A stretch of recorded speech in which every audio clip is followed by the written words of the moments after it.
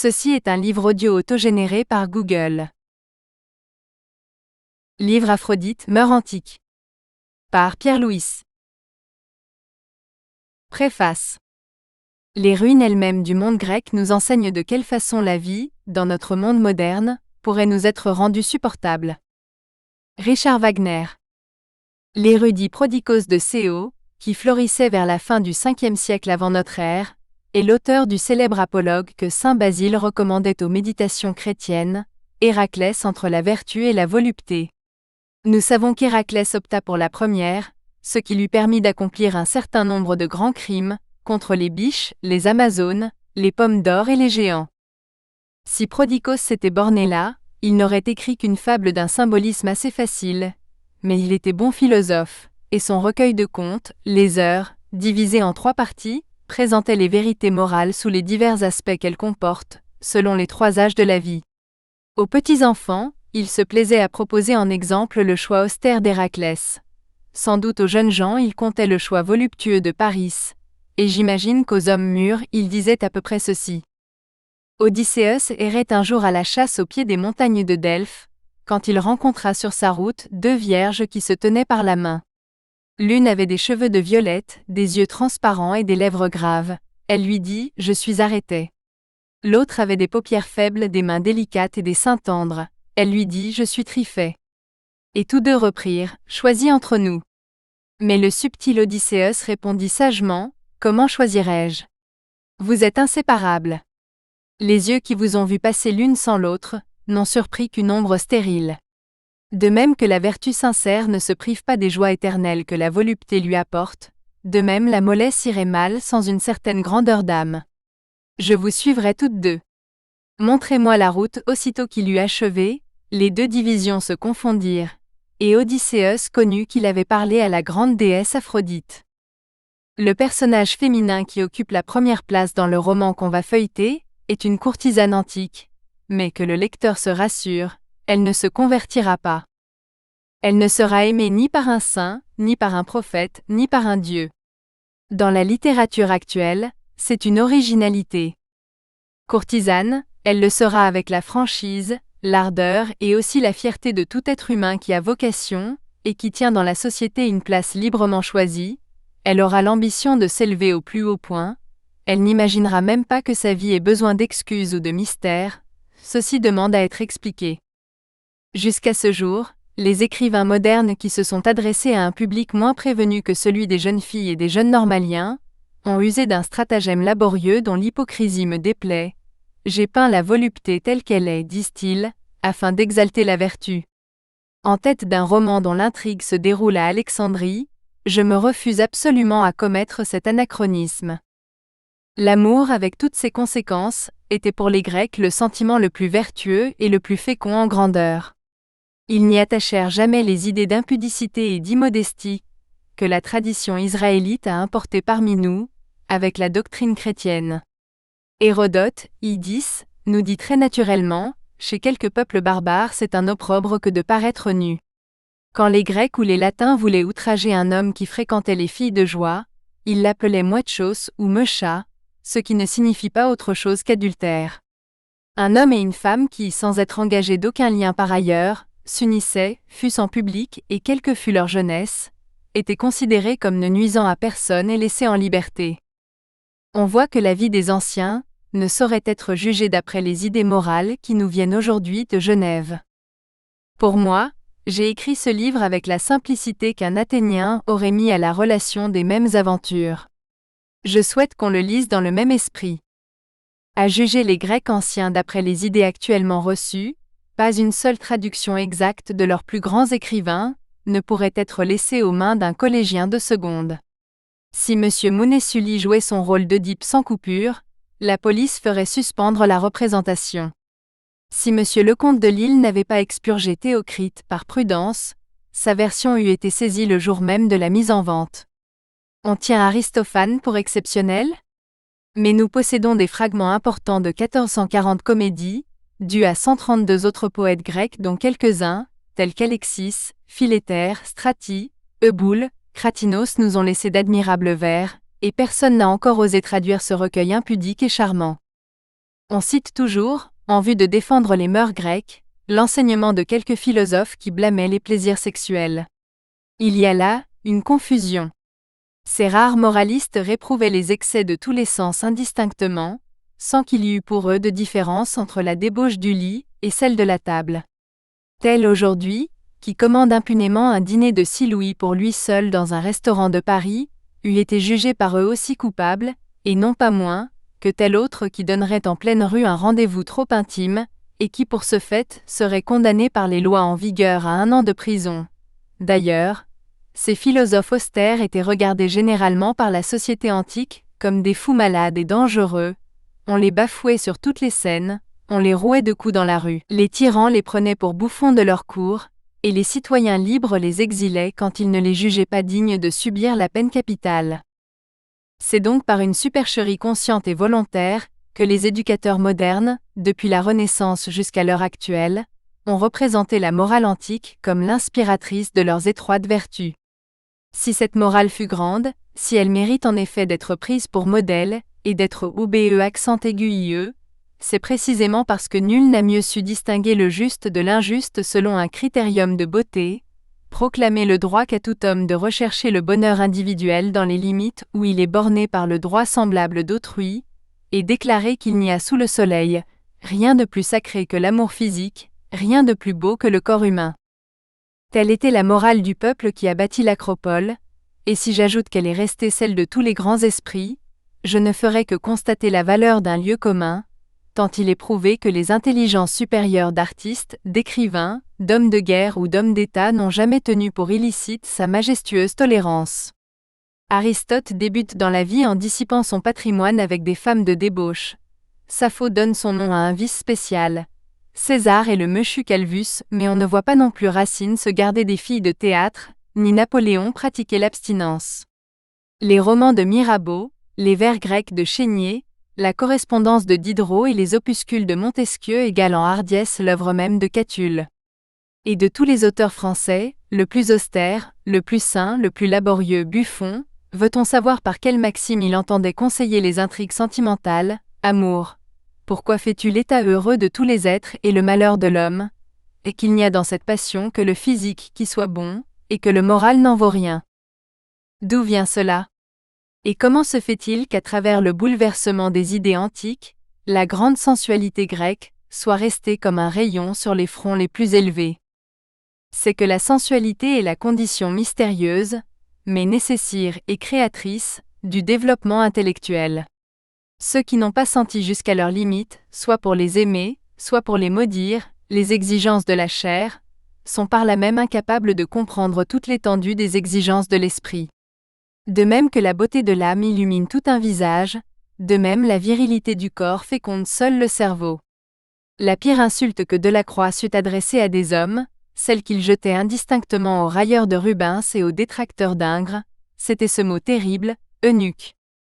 Mieux encore, il semble que le génie des peuples, comme celui des individus, soit d'être avant tout sensuel. Toutes les villes qui ont régné sur le monde, Babylone, Alexandrie, Athènes, Rome, Venise, Paris, ont été par une loi générale d'autant plus licencieuses qu'elles étaient plus puissantes, comme si leur dissolution était nécessaire à leur splendeur. Les cités où le législateur a prétendu implanter une vertu artificielle, étroite et improductive, se sont vues, dès le premier jour, condamnées à la mort totale. Il en fut ainsi de Lacédémone, qui, au milieu du plus prodigieux essor qui ait jamais élevé l'âme humaine, entre Corinthe et Alexandrie, entre Syracuse et Milet, ne nous a laissé ni un poète, ni un peintre, ni un philosophe, ni un historien, ni un savant, à peine le renom populaire d'une sorte de Bobillot qui se fit tuer avec 300 hommes dans un défilé de montagnes sans même réussir à vaincre. Et c'est pour cela qu'après 2000 années, mesurant le néant de la vertu spartiate, nous pouvons, selon l'exhortation de Renan, maudire le sol où fut cette maîtresse d'erreurs sombres, et l'insulter parce qu'elle n'est plus. Verrons-nous jamais revenir les jours d'Éphèse et de Cyrène? Hélas, le monde moderne succombe sous un envahissement de laideur. Les civilisations remontent vers le nord, entrent dans la brume, dans le froid, dans la boue. Quelle nuit, un peuple vêtu de noir circule dans les rues infectes. À quoi pense-t-il? On ne sait plus, mais nos 25 ans frissonnent d'être exilés chez des vieillards. Du moins, qu'il soit permis à ceux qui regretteront pour jamais de n'avoir pas connu cette jeunesse enivrée de la terre, que nous appelons la vie antique, qu'il leur soit permis de revivre, par une illusion féconde, au temps où la nudité humaine, la forme la plus parfaite que nous puissions connaître et même concevoir puisque nous la croyons à l'image de Dieu, pouvait se dévoiler sous les traits d'une courtisane sacrée, devant les 20 000 pèlerins qui couvrirent les plages d'Éleusis, où l'amour le plus sensuel, le divin amour d'où nous sommes nés, était sans souillure, sans honte, sans péché, qu'il leur soit permis d'oublier 18 siècles barbares, hypocrites et laids, de remonter de la mare à la source, de revenir pieusement à la beauté originelle, de rebâtir le grand temple au son des flûtes enchantées, et de consacrer avec enthousiasme au sanctuaire de la vraie foi leur cœur toujours entraîné par l'immortelle Aphrodite. Pierre Louis. Fin du chapitre. Livre 1er. Chapitre 1 Crisis. Couchée sur la poitrine, les coudes en avant, les jambes écartées et la joue dans la main, elle piquait de petits trous symétriques dans un oreiller de lin vert avec une longue épingle d'or. Depuis qu'elle s'était éveillée, 2 heures après le milieu du jour, et toute lasse d'avoir trop dormi, elle était restée seule sur le lit en désordre, couverte seulement d'un côté par un vaste flot de cheveux. Cette chevelure était éclatante et profonde, douce comme une fourrure, plus longue qu'une aile, souple, innombrable, animée, pleine de chaleur. Elle couvrait la moitié du dos, s'étendait sous le ventre nu, brillait encore auprès des genoux, en boucles épaisses et arrondies.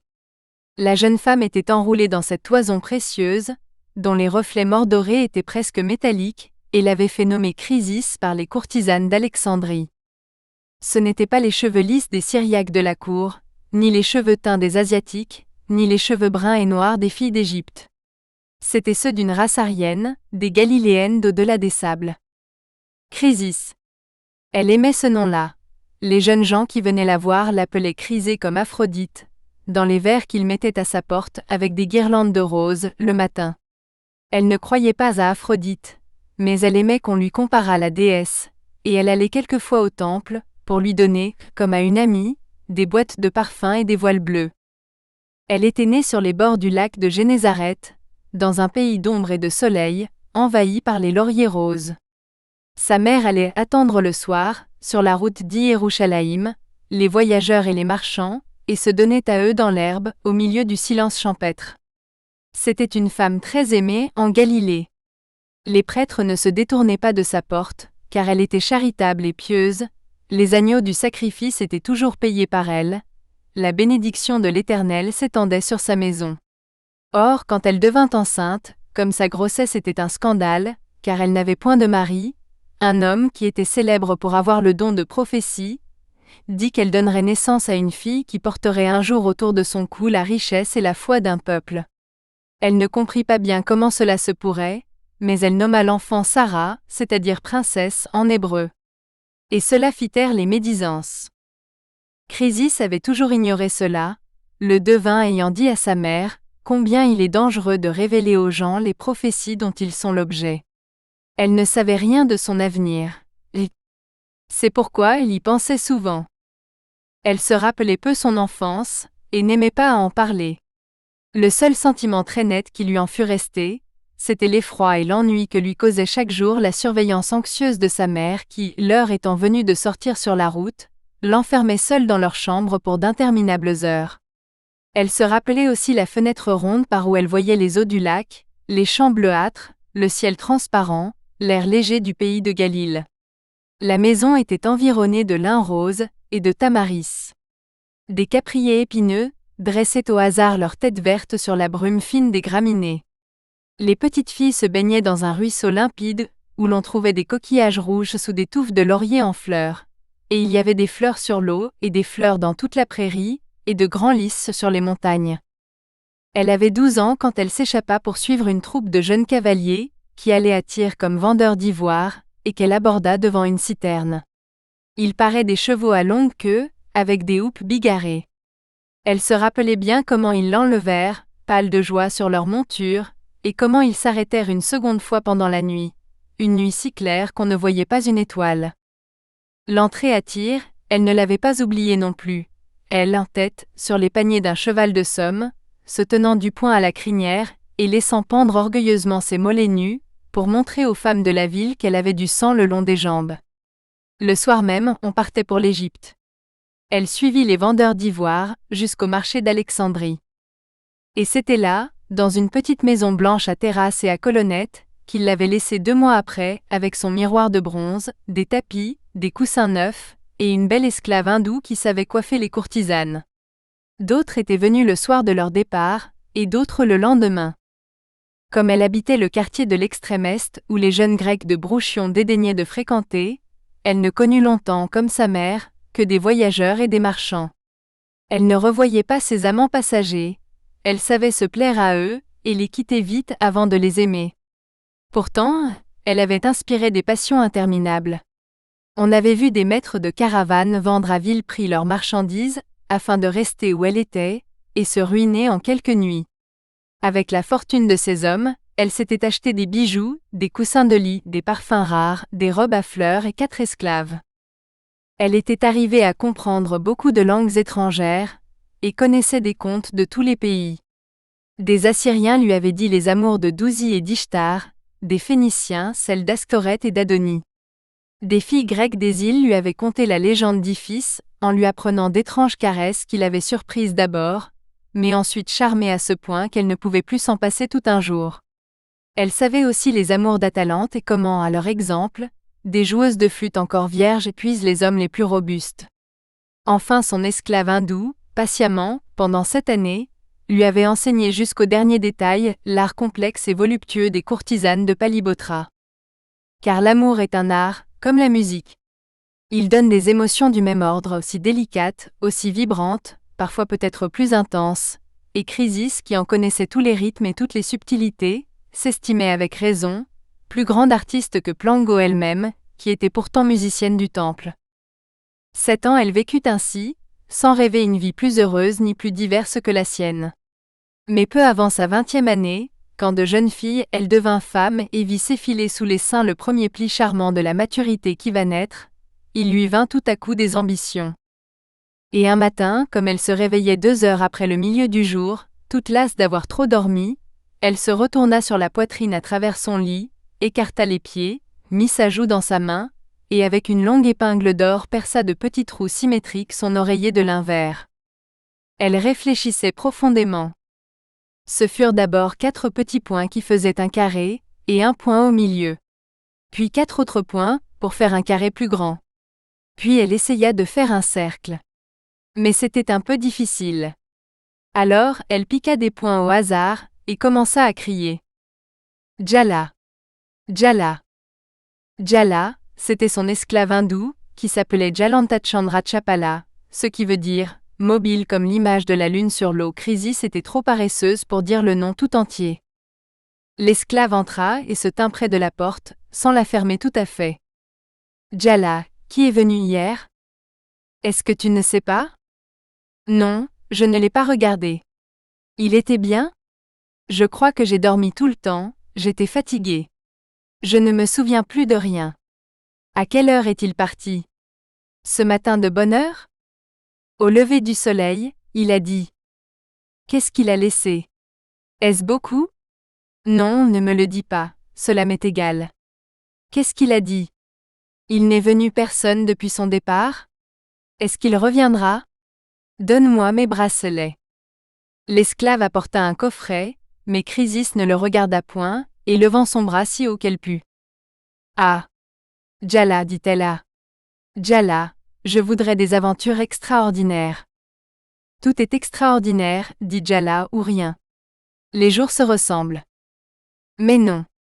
Autrefois, ce n'était pas ainsi. Dans tous les pays du monde, les dieux sont descendus sur la terre et ont aimé des femmes mortelles. Ah, sur quel lit faut-il les attendre, dans quelle forêt faut-il les chercher, ceux qui sont un peu plus que des hommes. Quelle prière faut-il dire pour qu'ils viennent, ceux qui m'apprendront quelque chose ou qui me feront tout oublier. Et si les dieux ne veulent plus descendre, s'ils sont morts, ou s'ils sont trop vieux, Jala, mourrai-je aussi sans avoir vu un homme qui mette dans ma vie des événements tragiques ? Elle se retourna sur le dos, et tordit ses doigts les uns sur les autres. Si quelqu'un m'adorait, il me semble que j'aurais tant de joie à le faire souffrir jusqu'à ce qu'il en meure. Ceux qui viennent chez moi ne sont pas dignes de pleurer. Et puis c'est ma faute aussi, c'est moi qui les appelle, comment m'aimerait-il? Quel bracelet, aujourd'hui? Je les mettrai tous. Mais laisse-moi. Je n'ai besoin de personne. Va sur les marches de la porte, et si quelqu'un vient, dis que je suis avec mon amant, un esclave noir que je paie, va. Tu ne sortiras pas? Si. Je sortirai seul. Je m'habillerai seul. Je ne rentrerai pas, va-t'en, va-t'en. Elle laissa tomber une jambe sur le tapis, et s'étira jusqu'à se lever. Djalla était doucement sortie. Elle marcha très lentement par la chambre, les mains croisées autour de la nuque, tout à la volupté d'appliquer sur les dalles ses pieds nus où la sueur se glaçait. Puis elle entra dans son bain. Se regarder à travers l'eau était pour elle une jouissance. Elle se voyait comme une grande coquille de nacre, ouverte sur un rocher. Sa peau devenait unie et parfaite, les lignes de ses jambes s'allongeaient dans une lumière bleue, toute sa taille était plus souple, elle ne reconnaissait plus ses mains. L'aisance de son corps était telle qu'elle se soulevait sur 2 doigts, se laissait flotter un peu, et retombait mollement sur le marbre sous un remous léger, qui heurtait son menton. L'eau pénétrait dans ses oreilles, avec l'agacement d'un baiser. L'heure du bain était celle où Chrysis commençait à s'adorer. Toutes les parties de son corps devenaient l'une après l'autre, l'objet d'une admiration tendre, et le motif d'une caresse. Avec ses cheveux et ses seins, elle faisait 1000 jeux charmants. Parfois même, elle accordait à ses perpétuels désirs une complaisance plus efficace, et nul lieu de repos ne s'offrait aussi bien, à la lenteur minutieuse de ce soulagement délicat. Le jour finissait, elle se dressa dans la piscine, sortit de l'eau et marcha vers la porte. La marque de ses pieds brillait sur la pierre. Chancelante et comme épuisée, elle ouvrit la porte toute grande et s'arrêta, le bras allongé sur le loquet, puis rentra et près de son lit, debout et mouillé, dit à l'esclave. « Essuie-moi. » La malabaresse prit une large éponge à la main, et la passa dans les doux cheveux d'or de Chrysis, tout chargés d'eau et qui ruisselaient en arrière. Elle les sécha, les éparpilla, les agita moelleusement, et plongeant l'éponge dans une jarre d'huile, elle en caressa jusqu'au cou sa maîtresse avant de la frotter avec une étoffe rugueuse qui fit rougir sa peau assouplie. Chrysis s'enfonça en frissonnant dans la fraîcheur d'un siège de marbre, et murmura. « Coiffe-moi. » Dans le rayon horizontal du soir, la chevelure encore humide et lourde brillait comme une averse illuminée de soleil. L'esclave la prit à poignée, et la tordit. Elle la fit tourner sur elle-même, tel qu'un gros serpent de métal que trouaient comme des flèches les droites épingles d'or, et elle enroula tout autour une bandelette verte 3 fois croisée afin d'en exalter les reflets par la soie. Chrysis tenait loin d'elle un miroir de cuivre poli.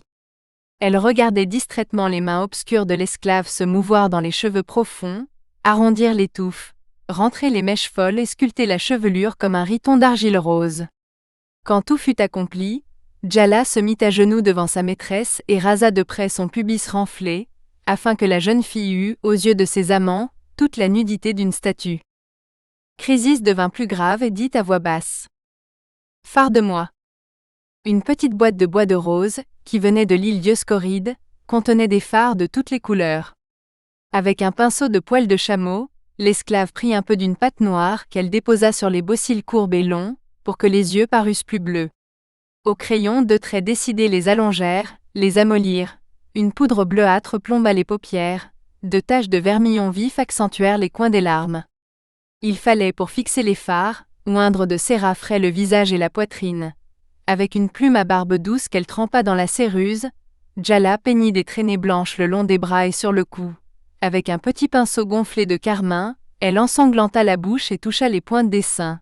Ses doigts, qui avaient étalé sur les joues un nuage léger de poudre rouge, marquèrent à la hauteur des flancs les 3 plis profonds de la taille, et dans la croupe arrondie 2 fossettes parfois mouvantes. Puis avec un tampon de cuir fardé, elle colora vaguement les coudes et aviva les 10 ongles. La toilette était finie. Alors Chrysis se mit à sourire, et dit à l'hindou. « Chante-moi. » Elle se tenait assise et cambrée dans son fauteuil de marbre. Ses épingles faisaient un rayonnement d'or derrière sa face. Ses mains appliquées sur sa gorge espaçaient entre les épaules le collier rouge de ses ongles peints, et ses pieds blancs étaient réunis sur la pierre. Djalla, accroupie près du mur, se souvint des chants d'amour de l'Inde. Chrysis. Elle chantait d'une voix monotone. Chrysis, tes cheveux sont comme un essaim d'abeilles suspendu le long d'un arbre. Le vent chaud du sud les pénètre, avec la rosée des luttes de l'amour et l'humide parfum des fleurs de la nuit. La jeune fille alterna, d'une voix plus douce et lente. Mes cheveux sont comme une rivière infinie dans la plaine, où le soir enflammé s'écoule. Et elles chantèrent, l'une après l'autre. Tes yeux sont comme des lys d'eau bleue sans tige, immobiles sur des étangs. Mes yeux sont à l'ombre de mes cils comme des lacs profonds sous des branches noires. Tes lèvres sont des fleurs délicates, où est tombé le sang d'une biche. Mes lèvres sont les bords d'une blessure brûlante. Ta langue est le poignard sanglant, qui a fait la blessure de ta bouche. Ma langue est incrustée de pierres précieuses. Elle est rouge de mirer mes lèvres. Tes bras sont arrondis comme deux défenses d'ivoire, et tes aisselles sont deux bouches. Mes bras sont allongés comme deux tiges de lys, d'où se penchent mes doigts comme 5 pétales. Tes cuisses sont deux trompes d'éléphant blanc, qui portent tes pieds comme deux fleurs rouges. Mes pieds sont deux feuilles de nénuphar sur l'eau, mes cuisses sont deux boutons de nénuphar gonflés. Tes seins sont deux boucliers d'argent, dont les pointes ont trempé dans le sang. Mes mamelles sont la lune, et le reflet de la lune dans l'eau. Ton nombril est un puits profond dans un désert de sable rose, et ton bas-ventre, un jeune chevreau couché sur le sein de sa mère. Mon nombril est une perle ronde sur une coupe renversée, et mon giron est le croissant clair de Phébé sous les forêts. Il se fit un silence, l'esclave éleva les mains et se courba. La courtisane poursuivit. Elle est comme une fleur de pourpre, pleine de miel et de parfum. Elle est comme une hydre de mer, vivante et molle, ouverte la nuit. Elle est la grotte humide, le gîte toujours chaud, l'asile où l'homme se repose de marcher à la mort. La prosternée murmura très bas. Elle est effrayante. C'est la face de Méduse. Chrysis posa son pied sur la nuque de l'esclave, et dit en tremblant. Djalla. Peu à peu la nuit était venue, mais la lune était si lumineuse que la chambre s'emplissait de clarté bleue. Chrysis nu regardait son corps où les reflets étaient immobiles, et d'où les ombres tombaient très noires. Elle se leva brusquement. Djalla, cesse, à quoi pensons-nous? Il fait nuit, je ne suis pas sorti encore. Il n'y aura plus sur l'heptastade que des matelots endormis. Dis-moi Djalla, je suis belle? Dis-moi Djalla, je suis plus belle que jamais cette nuit? Je suis la plus belle des femmes d'Alexandrie, tu le sais? N'est-ce pas qu'il me suivra comme un chien, celui qui passera tout à l'heure dans le regard oblique de mes yeux? N'est-ce pas que j'en ferai ce qu'il me plaira, un esclave si c'est mon caprice, et que je puis attendre du premier venu la plus servile obéissance? Habille-moi Djalla. Autour de ses bras, 2 serpents d'argent s'enroulèrent. À ses pieds, on fixa des semelles de sandales qui s'attachaient à ses jambes brunes par des lanières de cuir croisées. Elle boucla elle-même sous son ventre chaud une ceinture de jeune fille qui du haut des reins s'inclinait en suivant la ligne creuse des aines. À ses oreilles elle passa de grands anneaux circulaires, à ses doigts des bagues et des sceaux, à son cou 3 colliers de phallos d'or ciselés à Paphos par les hiérodoules. Elle se regarda quelque temps, ainsi nue entre ses bijoux, puis tirant du coffre où elle l'avait plié une vaste étoffe transparente de lin jaune, elle la fit tourner tout autour d'elle et jusqu'à terre sans drapa. Des plis diagonaux sillonnaient le peu qu'on voyait de son corps à travers le tissu léger. Un de ses coudes saillait sous la tunique serrée, et l'autre bras, qu'elle avait laissé nu, portait relevé la longue queue, afin d'éviter qu'elle traînât dans la poussière. Elle prit à la main son éventail de plumes, et sortit nonchalamment. Debout sur les marches du seuil, la main appuyée au mur blanc, Djalla seule laissa la courtisane s'éloigner. Elle marchait lentement, le long des maisons, dans la rue déserte où tombait le clair de lune. Une petite ombre mobile palpitait derrière ses pas. Fin du chapitre. Chapitre 2, sur la jetée d'Alexandrie. Sur la jetée d'Alexandrie, une chanteuse debout chantait. À ses côtés, étaient 2 joueuses de flûte assises sur le parapet blanc. 1. Les satyres ont poursuivi dans les bois. Les pieds légers des Oréades. Ils ont chassé les nymphes sur les montagnes. Effarouché leurs sombres yeux. Saisi leurs chevelures comme des ailes. Pris leurs seins de vierge à la course. Et courbé leur torse chaud à la renverse. Sur la mousse verte humectée. Et les beaux corps demi-divins, s'étiraient avec la souffrance. Héros fait crier sur vos lèvres, ô femmes. Le désir douloureux et doux. Les joueuses de flûte répétèrent. Nous espérons que vous avez apprécié cet aperçu. Pour continuer à écouter ce livre audio sur Google Play Livres, utilisez le lien dans la description de la vidéo.